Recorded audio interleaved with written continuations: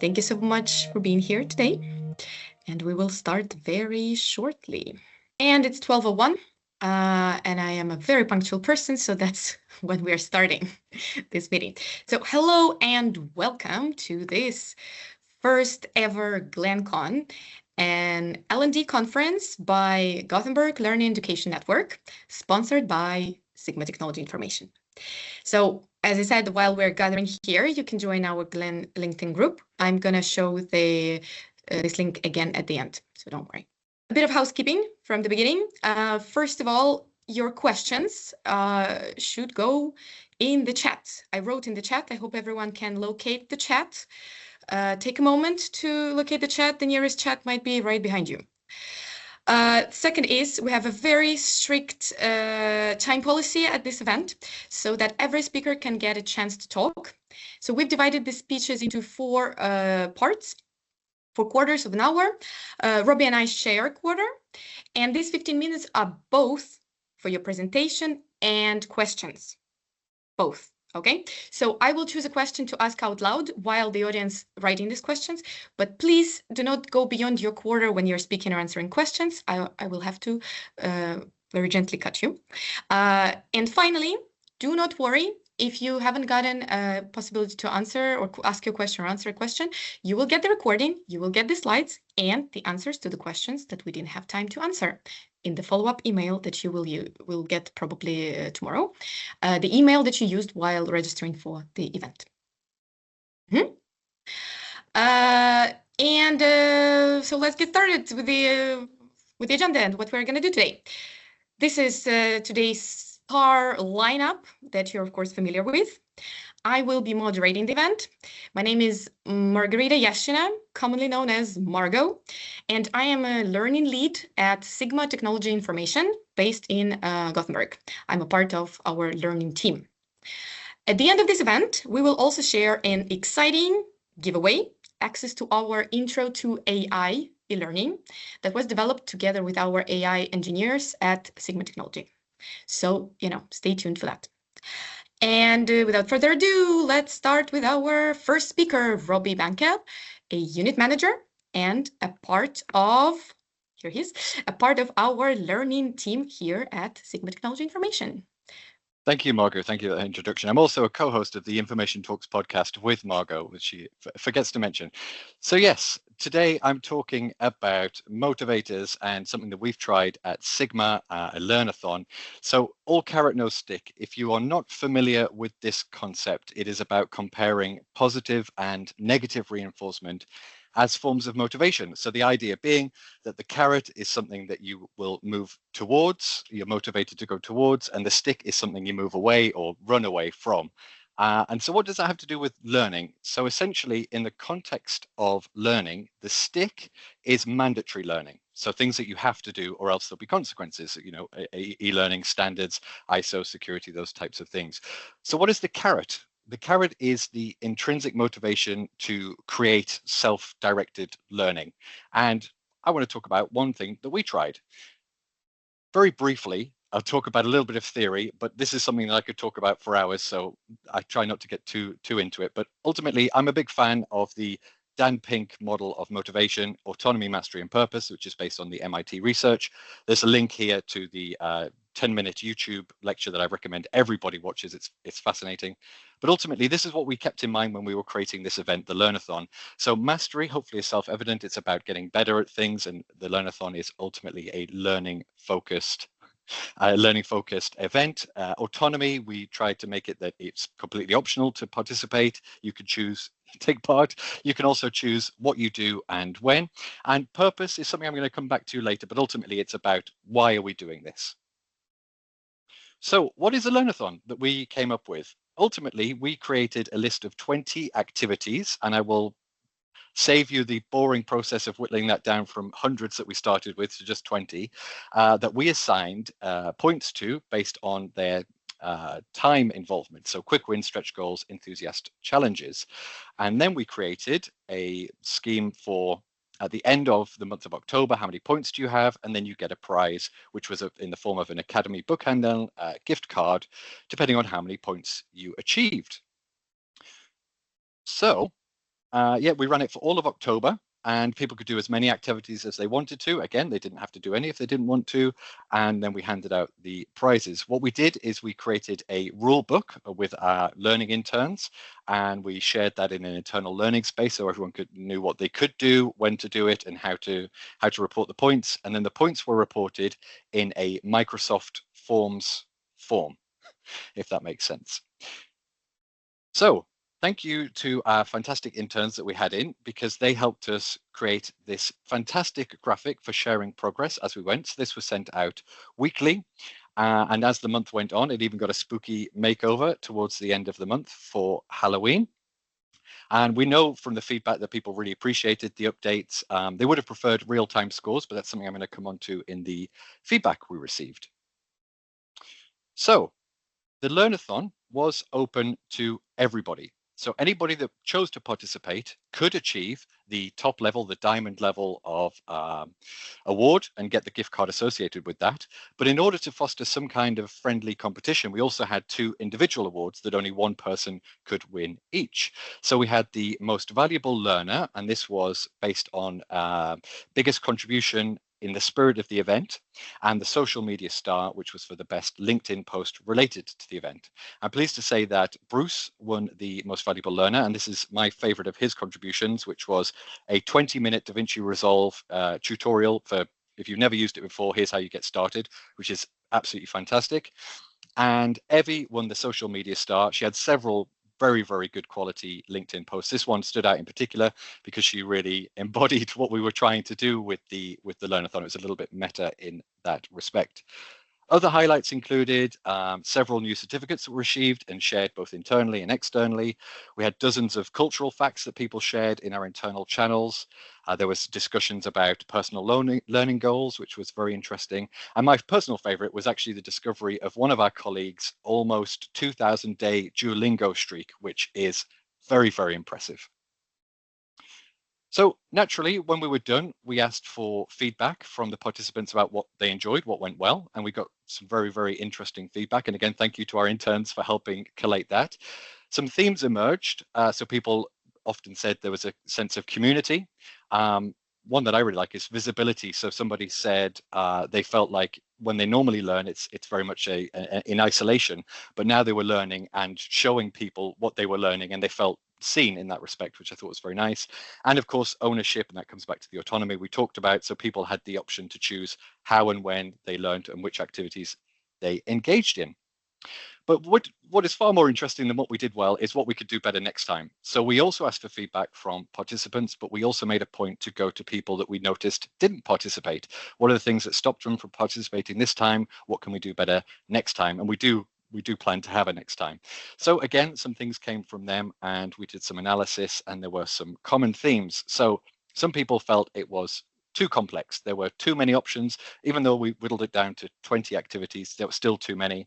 The rules weren't necessarily easy to follow. The timing, we did this in October, where Sigma famously has a summit, which takes a big chunk of time. And, people just have deadlines in their assignments, or people just didn't have the hours in the day to participate. And we'll certainly take that into account next time. And purpose, and this one really breaks my heart to see that this is something people mentioned, because as I said at the beginning, this is part of the Dan Pink model. We didn't take enough time really to explain to people why we were doing this, what was the point.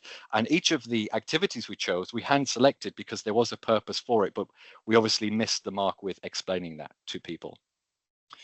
So here's the interesting thing for you to take away. If you want to do your own Learnathon, here's what I recommend that you need.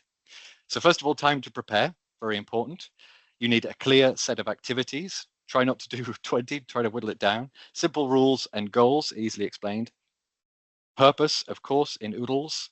A way to record the points, we use Microsoft Forms. Regular progress updates for people. And if you can, get your hands on 2 fantastic interns, because they were a big part of the success of this event. So thank you to Hoppy and Savin for all of their help in that regard. So that's what we learned from our Learnathon. Hopefully there was something in there for you to take away too. And if you want to hear more, we can connect. I look forward to hearing from you. Thank you so much, Robbie, for that. I will wait a little bit for people to maybe come up with questions, because you are well ahead of time. Thank you. Meanwhile, I'm waiting. I would like to ask you, Robbie, do you think this kind of event would work better or worse at a bigger company? Because we're quite a big company, but not, enormous corporation, global Yep. corporation. I would say better. One of the feedback that how it could be improved, quite a few people said they wish there was more participation. So I think the bigger the organization, the better. The more one of the big things we were trying to encourage is co-learning. So people sharing information with each other, not necessarily formal learning, achieving certificates or delivering lectures externally. It was about what we can share together. So the bigger community you can build, the absolute better this event would be, I would say. Perfect. Was this done at the local office or for all offices in Sweden? Is a question from our ex-intern Sol. Thank you. Yes, great question. So this was done for all information offices around Sweden.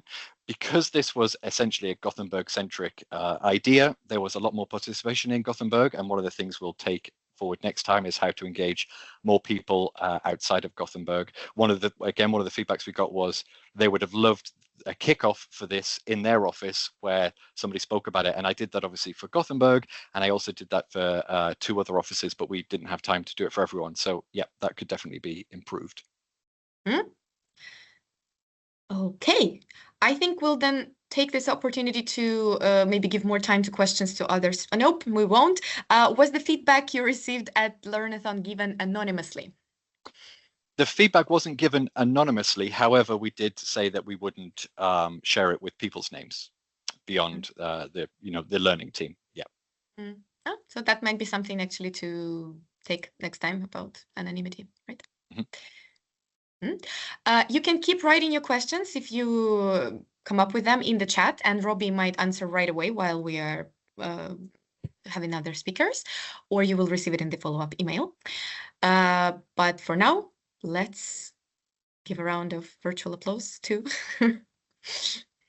Robbie and move on to our next speaker, Claudia from RISE, Research Institutes of Sweden. She's a unit manager there, but she will actually be speaking about something very interesting she did at a previous place where she worked at an IT company. So her presentation is called The Better You at Work. Please, Claudia, I hope you took control of the presentation and you can go on. Thank you. And Robbie, this was really inspiring, really nice. I would like to talk about a continuous learning and development method that I established at a previous company where I worked, and it created a better you at work. And let's see now if my cursor works. Yes. And first, of course, you need to find the problem, and the problem of struggles at work. I guess that's something that some of you experience here at, also. So have you ever identified with any of the people you can see here on the screen? Good. So you see pictures here, 6 pictures of people who struggle at work. And I would like to know if you have ever felt like this, if you felt snappy, helpless, irritated, a little bit stressed, overwhelmed, if you needed help. And if you have never felt like this, then welcome today to your first day ever at work. Or maybe you're not a human. But usually people feel like this. And I wanted to tackle this problem. And I wanted to help people at work, highly skilled people who work in a fast-paced environment and a corporate setting from all levels of hierarchy. So not only managers, but also team members, middle management, C-level, everything. So I created a solution that was called People Management Tip of the Day. And it was basically self-management tips. And I got the idea from a newsletter from Harvard Business Review. They published a newsletter called Management Tip of the Day. But for me, that was not always grounded in research, and it has too many buzzwords. It was a little bit too American for me, and it was not so applicable to the real world where I was working with so many smart people every day. So I wanted to create tips that are crisp and short and have substance. So I wanted to have meat on the bone, so a little bit of explanation. And the explanation should be practical and applicable to the real world to help people who struggle at work. The dissemination of the content was that I created a Slack channel, and in that Slack channel, I posted a people management tip of the day twice a week, every Tuesday and Thursday. And this was going on for more than 2 years in that company.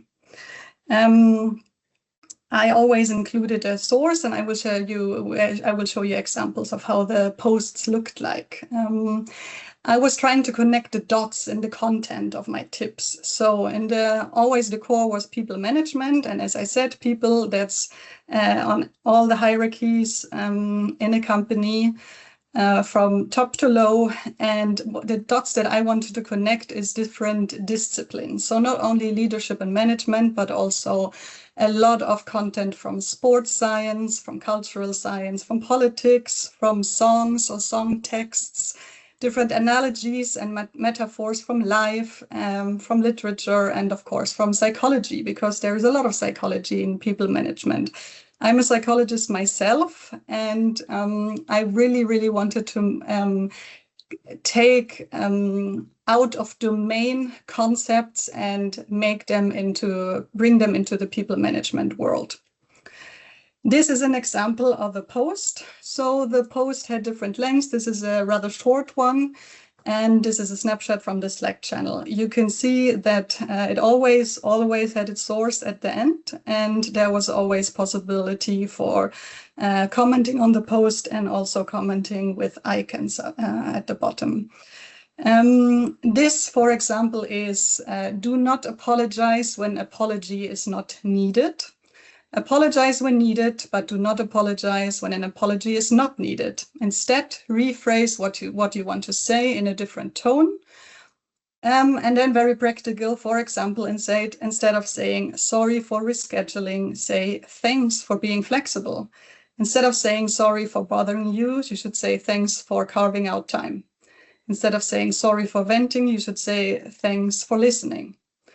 So this is an example of a post. One more example, as I said, I used completely different domains. So this is from a more cultural domain. The tip was called Have Ubuntu, and it has nothing to do with the Linux system that maybe some of you might think about now. But it's actually a concept, the value-driven system in a lot of African countries, and it resembles interconnectedness to each other. So Ubuntu can be translated to I am because we are as a group, and I am because you are. It was used by Nelson Mandela a lot. And now transferring this into our office work domain, it can be an example or the example from the African culture is that if a person comes to a village, that person doesn't need to ask for food or water or shelter. It is provided for him or her because a person can feel what the other person needs before that person needs to express him or herself. So transferring this is that having Ubuntu means to have so much respect, trust, and a sense of sharing for your colleagues that you could even fulfill the needs or sense the needs of your colleagues before they even express it. This doesn't mean that you should not address your own needs at work, but it should express that you enable your colleagues to improve maybe before they even speak about it. So this is just another example of a people management tip that was sent out. Some more tips and examples is kill your darlings. That is from the literature science, and it is that you should scrap out a lot of content and texts in presentations that is not needed and just kills your audience, which is your darlings. Avoid kick and rush is a concept from sports science. In sports, in ball play, players kick a ball mindlessly up in the air, and they don't know where it will land. And then I made this analogy also for being at work and working, for example, conducting a meeting. Another tip was don't build a castle, put up 1,000 tents. An example from a song text was "Tack för låt." Those are two extremely important words that need to be said a lot at work to our colleagues. Then another tip was a dead horse is bad to ride. Or last but not least, do not try to solve problems that you do not have. So I had to limit myself here for this presentation to just a few tips and examples, but there are more. I had to kill my darlings, so to say. The outcome was, the intended effect was that with that, as I said, twice a week, people were able with these tips to self-reflect, and to self-reflect. Self-reflection is extremely important because very, very often we, in our mind, we finger point, okay, it was Robbie who didn't do this, it was Margot who should have said this, but instead we should look at and analyze our own behavior and what we could have done better. These tips, they created that people were more intentional about their own behavior, and of course that they more often got unstuck with a problem that they have had. They learned also about their strengths and weaknesses. So the outcome was that after 2 years, we celebrated 200 people management tips of the day. And then I thought about how to disseminate it to other parts of the world and not just to that company. And so I decided to write a book with the best selected people management tips. So stay tuned, and that is upcoming. And I would like to stay in touch, so please connect on LinkedIn, and I'm looking forward to your questions. Thank you so much, Claudia. Super inspiring. I especially love your tip about no need to apologize. I think it's very relevant. And while we're waiting for the questions to Claudia, I want to say a couple notes that there are some questions to Robbie, which he's replying. And I want to say that I met recently several of ex-colleagues of Claudia at a social event. And they all were like, oh my God, we're missing her tips so much. That was the first thing that they said when I was like, oh yeah, I also know Claudia. So you definitely made an impact on people there. Thank you. Really, Thank really you. So that's something. There is a comment here. So cool, Claudia, looking forward to the book. But not, I think, a question yet. Question for you. Did you write all the tips by yourself, or did you have a team who worked together on this? If so, how did you keep a central vision? Great, very good question. I didn't have a team per se, but I had colleagues who gave me, or who told me their tips and their ideas that were also out of domain ideas. For example, someone dealing with stock exchange or with a problem in a sports club telling me about it, and then I converted it. It was all my own wording, all my own text, but again, the ideas are not original. So the ideas are somewhere out there in the world. I just connected the dots. I was rewriting it in my own words and making it applicable to our problem, or to the problem in our workspace, so to say. And how about the red thread, or how did I maintain a red thread? How did you keep a central vision?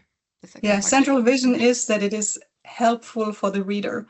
So the reader, my audience, who are the employees of that company, actually all of us, very smart people that are here, as an example, to make them enable to learn and to develop and grow. So that was my vision. And as I said, I'm a psychologist, so I'm very nerdy about this. I read a lot, I listen to a lot of podcasts, so I have a lot of ideas in my head anyway, and this was just self-serving for me, writing it all down and bringing it into text. And I really enjoyed it. It was an amazing time to write these posts. Yeah. Oh, nice. I also look forward to the book so much. Do you have any timeline when you think you might? No, and I don't want to promise too much. So this is my side hustle and not my normal work. I just started a new job. So in my free time, I will publish it. So everything is written. It just needs to be published, right? So no timeline. One more question for you. Love the idea. What feedback did you get from the teams? Did you change over the years that you did it? Oh, sorry. Did it change over the years that you did it? The feedback. Yeah, that's also interesting. I looked at some posts, some older posts when I was preparing for the presentation, and no, not much has changed. I had a similar style in the post from the beginning towards the end. And the feedback I got was extremely positive. So I got like these icons that is easy to for people, you know, to read and then to just press an icon. A lot of people, they were reading it, of course, not when at work, but for example, when commuting, when being on the bus. So it's easy to have with your phone, your Slack, and you have nothing to do. And instead of looking at social media, you read this post, and then people could comment, but not everyone commented. So the feedback was extremely positive, and people have encouraged me to write the book. Perfect. What about, yes, here one more. Really appreciate these valuable tips and the positive impact they bring. I'm excited to get a copy of your book. Are there any recommended ways to measure or track the impact within the group? Yeah, it's difficult, right? So it's the feedback that I got was subjective. Yes, through surveys, it could have been possible to quantify the feedback and the impact more, right? To do like a before and after experimental design and ask questions in the survey, for example, or different types of questions. Are you less frustrated? Do you know better how to handle certain situations and so on? But that wasn't done. I don't think we have any questions. I mean, any questions more? You've got. If you have more questions, send them in the chat or connect with me on LinkedIn. Please Thank do. you. Really amazing presentation. Thank you so much, Claudia. Again, a round of virtual applause to you. So our next speaker is my dear colleague at Toyota Material Handling Logistics Solutions, a sexy name that we all love. Her name is Thu Buntic Dang. She's smiling there while we're going through the presentation. Yes, here she is. Perfect. And she's going to talk about broadcasting for social learning. A virtual round of applause to Thu, please. Yes, can you hear me? Yes. Yeah, thank you for having me. I'm very happy to be here, and thank you, Robbie and Claudia, for inspirational presentations. So let's dive into broadcasting for social learning, a case study with salespeople at Toyota. So as you might know, learning is deeply social, and research has shown that social interaction plays a very significant role in how we humans acquire and retain knowledge. And today, we're going to explore why learning together matters and how you can harness this power via educational broadcasting. So what you will learn then, at the end of my presentation, I'm pretty sure that you will recognize all of the tools we use for broadcasting. And I also tell you a step-by-step guide for organizing a Q&A talk show for learning. But you might wonder, how did I come up with this idea? Right. Well, the truth is, it's not my idea. It's all about teamwork. A little bit about our team. We are from Automation Academy. We develop e-learning courses and deliver instructor-led training for a different group of people. And our training focuses on automated solution for Toyota material handling. So get back to the story. In 2024, we hosted a 2-day product release event for our engineers. Nearly 100 participants joined online, and it was our first broadcasting, and it was a success. Therefore, one of my colleagues suggested hosting more online learning events like this, but shorter in time, like 40 or 60 minutes in length for our target audience. It was such a brilliant idea, isn't it? So we thought, why not give it a shot? And then the rest is history. So moving to the essential toolkit for broadcasting. In the picture, you can see some significant items for broadcasting. First and foremost, we have guests and host. They are the VIP of the show. You need a topic, of course. And later on, I will tell you how to pick a good topic for the Q&A sessions. You need a camera. And for your information, we use camcorder Panasonic 4K solution. A10 Mini Pro is the tool we use for broadcasting. If you want to broadcast a similar vibe at the talk show, like TV show, it's a must tool. Also, if you want to switch between screens, A10 Mini Pro is really valuable. We also have the mics, and we use Rode wireless mics to broadcast. And we use Teams webinar to host our broadcasting because we use Teams as our main internal communication channel at Toyota. But of course, you can choose the one that's most suitable for you. Okay, so you have a toolkit. The next step is how to make it happen. First of all, you need to find a topic. A good topic, in my opinion, is the one that's relevant to your audience and leave them with numerous questions to be answered. After you found the topic, it's time to find show guests. In our cases, show guests are our colleagues at Toyota who are expert in the field, and they are confident in presenting idea in front of the public or the audience. The next step, I will send the webinar invitation to our target audience. We use webinar, Teams webinar, and in Team webinar, in order to register for the webinar, they need to fill out information. And we also ask the participants to submit the questions through the registration form. Here comes to the next step. It looks a little confusing here, but I will explain. So the red arrow, do you see the red arrow here, right? So there are two approaches. The one with the red arrow is that after you find the show guest, after you have the topic, you can create an agenda with them before you send out the webinar invitation.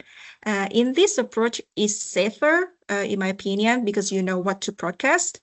But another approach is that you send invitation to gather input from the audience, and then you create an agenda for the broadcasting. In this approach, it's more user generated, but it's a little bit risky because sometimes you don't have enough input from the participants. And when everything is done, you move to the next step, which is to go live. What happened on the live day then? So this is the pictures from one of the Q&A talk show for salespeople.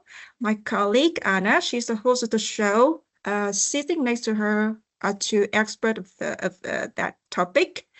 And I was the moderator, and I was in charge of broadcasting the show. So I was behind the scene. So my task is to reply and remind the audience about the questions. And during the Q&A session, the audience, they can send the questions in the chat. And then my colleague, the host, Anna, would read the question aloud to the expert to answer. So there are some memorable numbers from our broadcasting. So we have broadcasted 2 Q&A sessions with 3 guests and around 45 participants, like salespeople. And what did they talk about our Q&A session then? Well, we received a lot of positive feedback, thankfully. And one of the notable findings was that they felt quite relaxed during the Q&A sessions. So the vibe of the talk show made it feel like watching a TV talk show rather than going through a corporate training. Also, the participants, they received immediate responses from our experts, which created very engaging atmosphere. So in conclusions, this Q&A format really fostered active learning among learners. Here's some of my takeaway lesson for you guys if you want to host a Q&A session. So first, you need to understand your audience needs very well. You need to know the pain and gains, what they really want to learn. After once you grab the audience needs, the next step is to pick a good topic, which I have mentioned earlier. And then you send out the invitation. My recommendation is that send is a month in advance for like small scale Q&A session like ours. Prepare production script when be necessary if you want to host like very big scale broadcasting for over 100 participants with multiple cameras and different speakers. So it's really necessary for production. Yes, so if you have any questions, you can send me in the chat. I want to end my presentation with my favorite saying, what comes from the heart, go to the heart. We are at Automation Academy. We are not a professional TV producer. We created the Q&A talk show with a genuine desire to enhance the learning experience of our target audience. And they did learn better. So if we can do it, so can you. Thank you so much. So if you want to stay in touch, my LinkedIn is on the screen. Thank you. Brilliant. Thank you too. Everyone now can see where I got the idea for this event. But, I took the best tips from the best moderator. Amazing too. Thank you so much. There is a question right away, I think. Yeah. What do you recommend as the optimal audience size for broadcasting events? What's too many or too few? Oh, that's brilliant questions. For me, I'm not a professional TV producer, so start with some small audience first to see how it's going before you level up, right? So I think the best would be 20, 25 would be the best to moderate. But of course, if you have bigger audience, like I recommended, have a production script so you know what to do during the broadcasting. Yeah, thank you. Two more. What resources did you use to develop your production skills? What research do resources did you use? Resources. Well, I guess how did you learn to make the script and use this whole camera and thing? I think I learned, yes, I learned by myself, but before I had my kind of startup with my friends, so we had similar kind of live events like this. So I know that I need to have a production script from back then. But of course, it's easy to learn nowadays in this modern world. You can Google it, ask AI for suggestions, discuss with your team if possible. Yeah, well, Thu actually is very modest. She researched a lot herself and did a lot of tests and tried. I saw her do that. But yeah, test and learn. Yes, trial and error. Yes, you're right. Another question for you. Which tone should the talk show have? Can it get too humorous and funny? It really depends on the topic. We really want to be humorous, but we have very serious topic. We talk about internet software, right? So it's very technical content. But of course, to engage the audience, the conversational style, I think, is better than very corporate and formal tone, in my opinion. Might depend on the organization as well, like what kind of tone you have in general. Yeah, and right. One more. Thanks for sharing. How do you find your hosts and how do you find the topic interesting? Is it due to the market need or the people's feedback? So the hosts are actually our colleagues. So now Anna and possibly Ida for application engineers to find the topic. So yeah, we base it on our products, internal products, and because we already had e-learning before, so we know briefly how interesting one topic is. Depends on because we already had the feedback from the e-learning, and And Marco and I, we worked with different target groups. So we interviewed them before for the e-learning. So yes, so talk to your target audience and then you see the trend. Thank you. Yes, for those who I didn't make it clear, I consult at Toyota. I work for Sigma Technology, but I consult at Toyota, so we work together with some of the things. Two, it's not the end. One more question. How big is the barrier to entry if you have no previous experience with the technology involved? Like no computer. Well, I guess the person who's asking means this like the thingy that you use to switch between cameras, you know, all the audio stuff, the microphones for the audience. Yeah, I'm sorry. I don't want to be jokey about this, but what I meant is that you can learn it. I don't know. I have no background knowledge in broadcasting. I haven't used A10 Mini Pro before, so I studied myself. Take a look at the YouTube videos, read instructions manuals, and then you will know. It's not too difficult. I guarantee you can learn it, no problem. Perfect. Thank you so much. I think we will pause with the questions here, but feel free to send more. And there is one more kind of a question slash hint in the chat, which I wanted to address. I wanted to say that I witnessed this first big event that Toyota did for the product release, which was like, oh my God, it was like a huge talk show production. It was really complicated and they did a really great job. I recommend people trying that.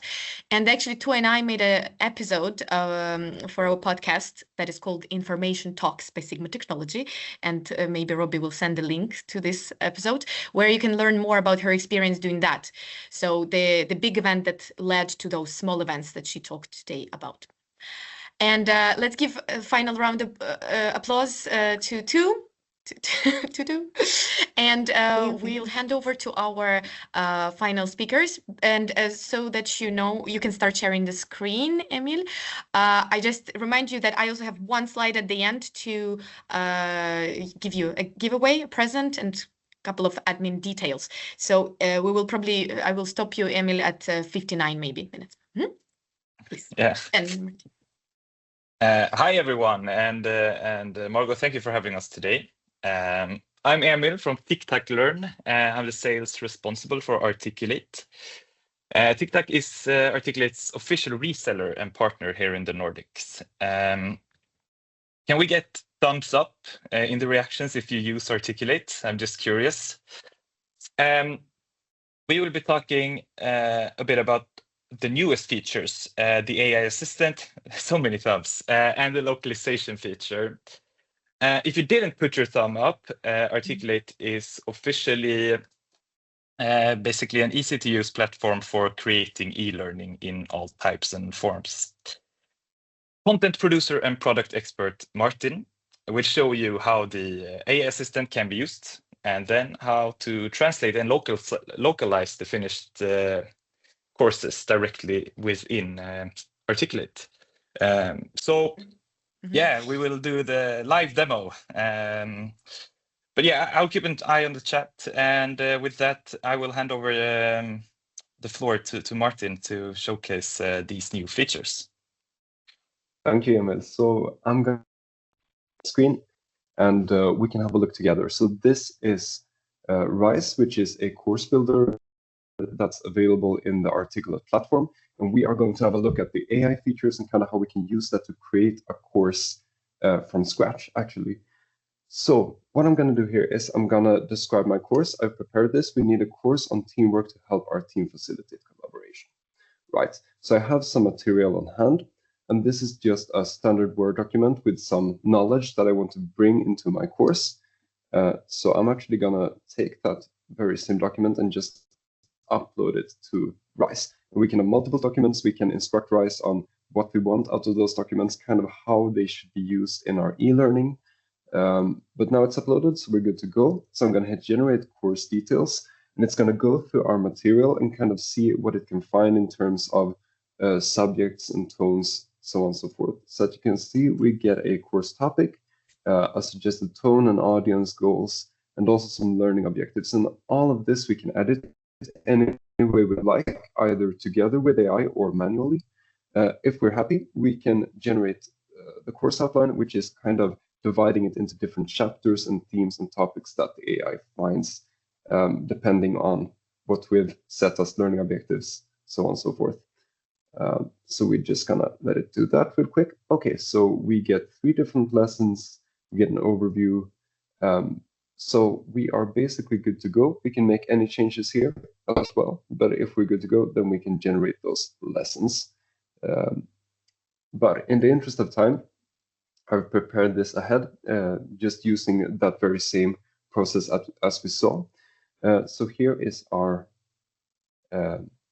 course here, and I've actually added an image here, which is also AI generated. So that's also something that we have built in RISE. We do have the possibility to generate images like these. And as you can see, it has added kind of our documents material into the course with different types of interactions, like a foldable section like this. If we want to try out something else, maybe we want to describe it more in a step-by-step fashion, we can easily go to instant convert and make that into a process, for example. Or we could make it into something completely different, like a knowledge check question. So then it will kind of look through our materials and kind of base a question off of that. So we can actually use this to generate questions that we can use in our course as well. So we are really free to adapt this course any way we like. Let's see. So speaking of accessibility, this is mostly handled by RISE itself. So this course is accessible by default. The only thing we need to do is to add some image descriptions, and we do also have the possibility to add audio through AI voiceover. I'm going to quickly show you how we can do that. So I'm just gonna go to content here, and I can easily click this add audio button here. And I can insert the block text and select a voice. I'm just gonna go for this one here, and then we can choose to generate speech. So this is also something we can do to kind of heighten the experience and add to the accessibility to have learners be able to actually hear it read back to them. So I can insert that and we can have a listen back to what it sounds like. Okay, it's just gonna process here. Cool, I'm gonna close up with this and we can have a listen. Why teamwork matters. Welcome to your journey into the world of effective teamwork. So this AI functionality is really broad, and we can actually use it to summarize lessons, create knowledge check questions, generate entire quizzes, so on and so forth. So there's really a lot to cover here. But now that we have a course, we might want to package it for different markets. Maybe we want to have it translated into different languages. This is also really easy to do in RISE today. So I'm just going to back out of this here and go to the general overview. I can simply go to the course that we created here. I can hit translate, and we can see that it's set to English, and we can add some target languages. I'm just going to add some here. Great. We can also work with glossaries, which are word lists of common words and phrases that we tend to use in our communication, so we can really adapt the translation to our needs. But if we're good to go, we can hit translate, and that will automatically translate the course into these languages that we selected. And this is just going to take a minute. It's usually quite quick, but we just let it do its thing. Let's see. So any second now.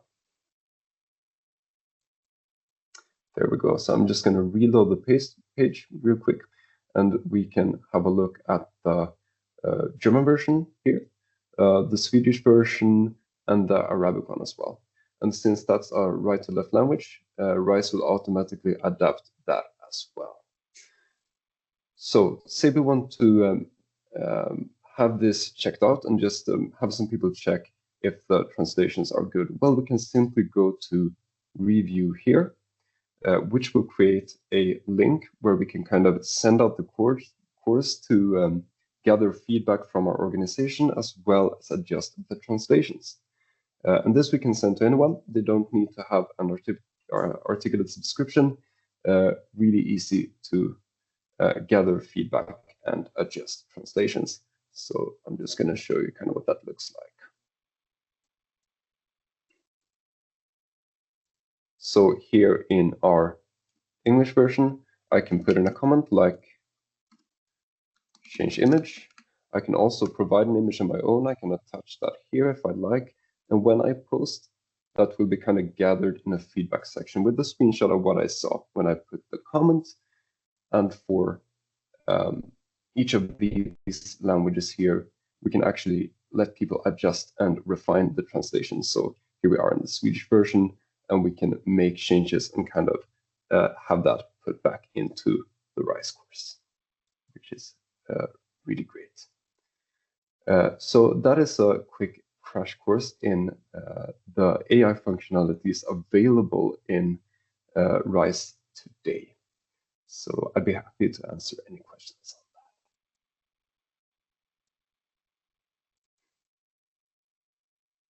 that. Thank you. Thank you so much. And yeah, please connect.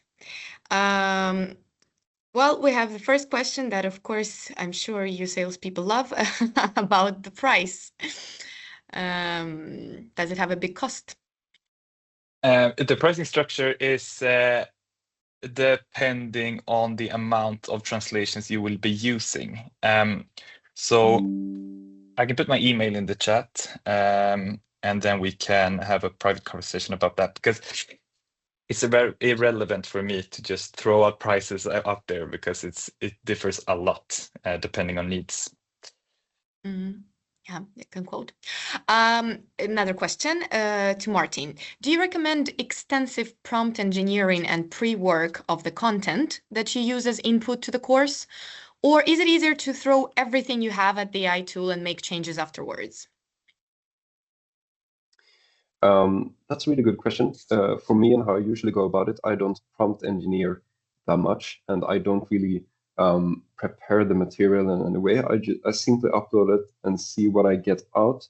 I might do some changes to the content if I feel like that would be beneficial when I kind of see what types of results I get. But I prefer to almost always go in and make edits with AI along the course creation, you could say. So I don't really prepare the materials themselves that much. Mm-hmm. Thank you. Could you go, I know the answer to this question. So Martin, could you maybe go and share your screen again with the glossary thing that you have when you translate? So the question is like that. What about the quality of the translation? Is there, for example, a glossary that the tool can check to keep consistent terminology? And I know you showed it to me in our demo, so I thought it might be cool if you could show it. Yeah. That's right. We do have the ability to actually have multiple word lists and glossaries that we can use when doing our translations. So this could be words and phrases that we either don't want to translate, so we want to keep them the same for all markets, or maybe it's some terminology that we commonly use. So we can kind of add that to a glossary list and kind of select that when we do the translations. So that's right, we do have that. Yeah. And as for the quality of the translation, I mean, they will of course say that it's great, but I can say from the personal experience that we translated one course into Italian, from English into Italian here at Toyota, and the Italian colleague said that it was surprisingly good. No offense. So yeah, that's at the very least I can tell you that. There's one more question, which yeah, two even. How on the rails is your image generation, or rather similar to Copilot being optimized for the work context? Is your image generation set up to be good with stock photo style images? Well, it's set up for actually some different styles. I can actually show what that looks like. So I can go ahead here and I can add an AI image here. So as you can see, I can make a description, but I can also choose a style, which is kind of different styles that are made to be fairly consistent across generations. And we do have like a cinematic photo style, which was the one I used in my example. But this is kind of meant to be able to see that, okay, the images are consistent throughout our course. So we do have some support for like having different styles. I hope that answered the question. There was another question that Emil got answered about, is it possible to try Articulate for a period to get familiar with that? I can tell you that it's for sure possible to get the normal, let's say the standard version for a month, right? I think I got it for 2 weeks, something like that. But is it possible to also get the one with AI? Yes, of course. I did answer to just email me, but the trial is accessible via our website, TicTac, or Articulate's website. And we do offer demos like this, maybe not 10 minutes. We can have more of a discussion in 30 minutes where we speak about the features and different needs and so on. So it's absolutely 30 days. Thank you so much. I think we will stop here, and I will share a couple more things if I manage to make it full screen. Yes, I did. So another round of applause to Martin and Emil. Thank you so much. I'll just take one last minute of your time. We will receive the recording, the slides, the answers to questions, everything. So if you register to this event, you'll get it all there. Another thing is giveaway. I promised and I'm delivering. We have developed Intro to AI by Sigma Technology, a very nice short e-learning. And to get access to it, you can either scan the QR code on your phone and it will automatically pre-fill an email to our learning team. Or if you prefer, you can manually send us an email to learningteam@sigmatechnology.com with the subject complimentary Intro to AI e-learning, and we will give you access to that. learningteam@sigmatechnology.com. In any way you write to us, we'll give you the access, right? And yes, I do have 1 minute because I need to give the room. Thank you so much for joining. It was super punctual. That makes me super happy. It was very interesting and inspiring. I am psyched. I didn't expect at all that there will be such huge interest. Please follow me on LinkedIn, add me to contacts, join our LinkedIn group because the idea here is to network and make learning better and have a Gothenburg-based learning. But our motto is to be open, accessible, and friendly in general. So thank you so much, and hope to see you in winter, right?